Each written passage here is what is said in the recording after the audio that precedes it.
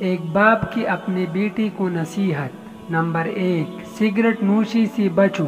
Number 2، بیوی کے انتخاب میں بہت دور اندیشی سے کام لو، کیونکہ تمہاری خوشی یا غم کا دارومدار 90% اسی پر ہوتا ہے۔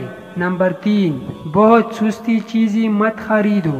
نمبر 4، بچوں کو اپنے مزاج اور پسند کے مطابق جینے دو، انہیں بالکل اپنے جیسا بنانے کی کوشش مت کرو۔ نمبر 5، تنقید کرنے والوں کے پیچھے پڑ کر اپنا وقت برباد مت کرو۔ نمبر 6، کسی سیاستدان پر کبھی اندھا اعتماد مت کرو۔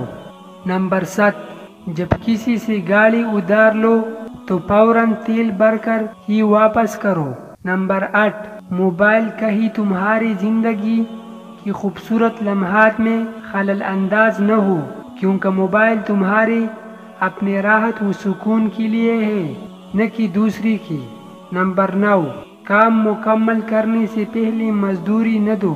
نمبر 10، جو تم سے زیادہ مالدار یا غریب ہو اس کے سامنے اپنی دولت کا تذکرہ نہ کرو۔ نمبر 11، دوستوں کو قرض دینے میں محتاط رہو، کیونکہ ممکن ہے قرض اور دوستی دونوں سے ہاتھ دھو بیٹھو۔ نمبر 12، مخاطب سے اس کی تنخواہ کے متعلق مت پوچھو۔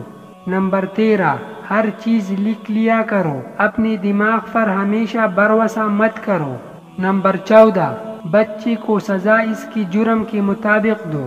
نمبر 15، قرض اسے دو جو بغیر مانگے واپس کر دے۔ نمبر 16، ہر کوئی تعریف پسند ہوتا ہے، اس لیے کسی کی تعریف کرنے میں بخیلی نہ کرو۔ نمبر 17، کسی سے اختلاف یا بحث و مباحثے کے وقت اپنے اخلاق اور سلیقہ مندی کا دامن نہ چھوڑو۔ نمبر 18، اپنے علم کو پھیلاؤ اور لوگوں کو اس سے فائدہ پہنچاؤ، کیونکہ ہمیشہ زندہ رہنے کا یہی واحد راستہ ہے۔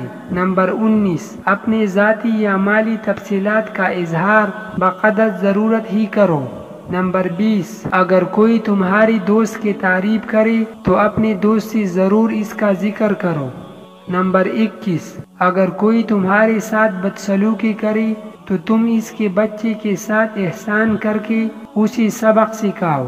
نمبر 22، شادی اس سے کرو جو مال و دولت میں تمہارے برابر یا تم سے کمتر ہو۔ نمبر 23، کوئی چیز جب تمہیں 2 بار ادھار لینے کی ضرورت پڑے تو وہ چیز بازار سے خرید لو۔ نمبر 24، روزانہ آدھا گھنٹہ چہل قدمی کرو۔